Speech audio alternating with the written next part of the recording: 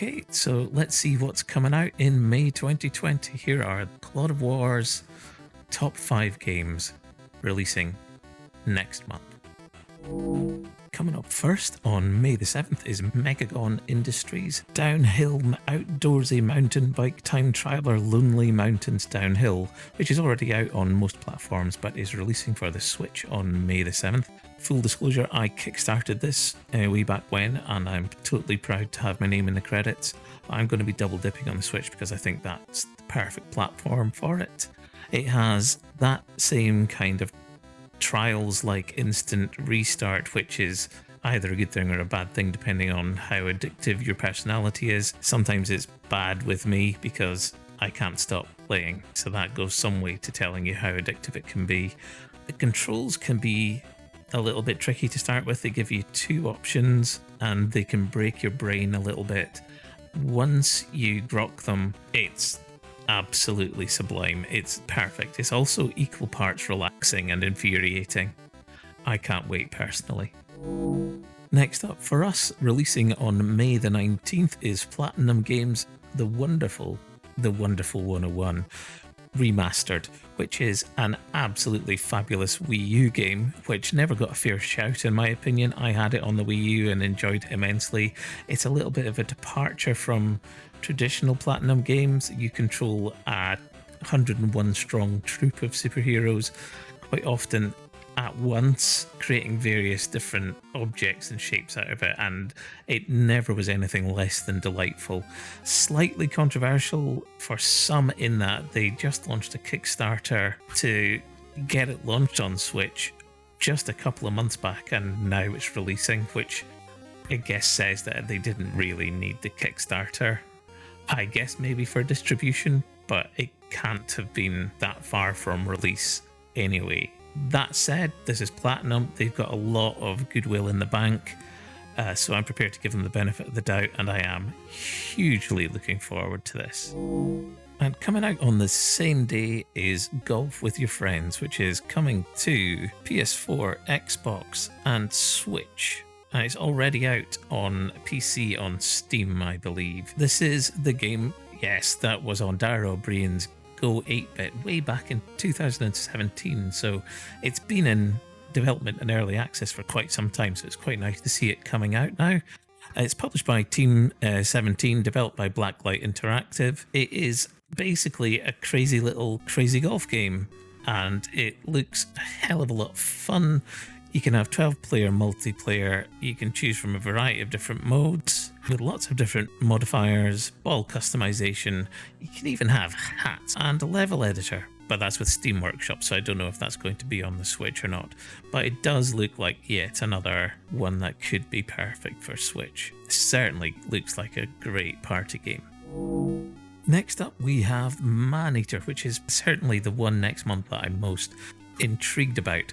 Releasing on May the 22nd on PC, PS4 and Xbox, with Switch coming sometime in quotes later, with no real indication of when later is at the moment. It's developed by Tripwire Interactive, published by Deep Silver. The best way I can describe this from what I've seen so far is that it's Grand Theft Echo the Dolphin. Every single piece of gameplay footage that I've seen gives me an Echo the Dolphin vibe, but violent. Being a fan of particularly the 3D Echoes, I'm absolutely ecstatic about that. It's like Echo, except you are a man-eating bull shark with a grudge. You basically are out for revenge against a fisherman who killed one of your family, and initially I was in two minds about it because I was a bit worried that it was going to perpetuate that whole global anti-shark sentiment which has led to the decimation of the shark population. But actually, I think it's looking like it's doing quite a bit to educate people about the plight of sharks. So at the moment, I'm all in. I absolutely love the look of this. It's got a very interesting evolutionary mechanic as well, and the traversal mechanic just does look very Echo, and that has me sold.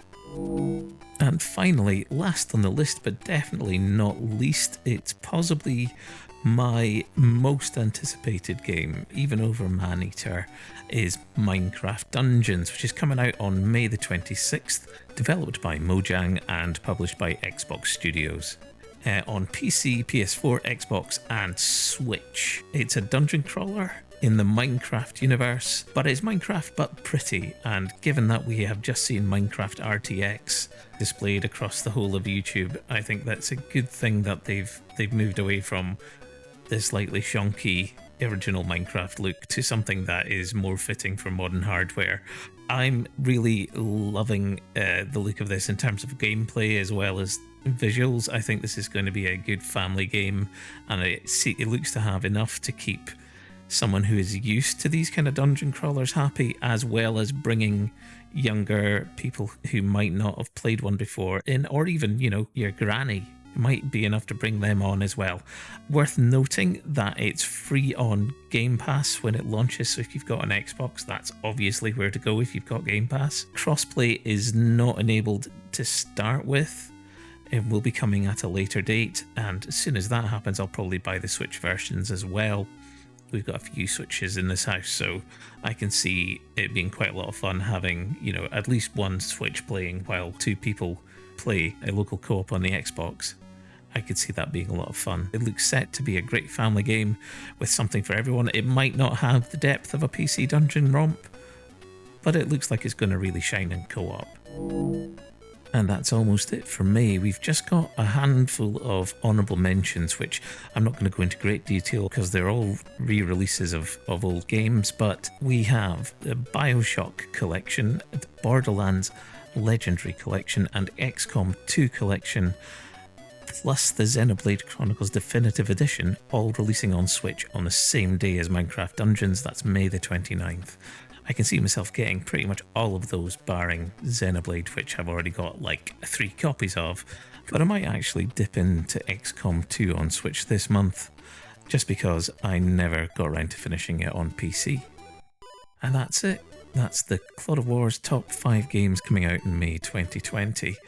Let us know if you like this, like it, subscribe it. If you didn't like it, then don't like it, I guess. Why are you still watching? And also try and catch us on our podcast. Just search for Clod of War on any of the major platforms. Until next month, stay safe everyone. See ya.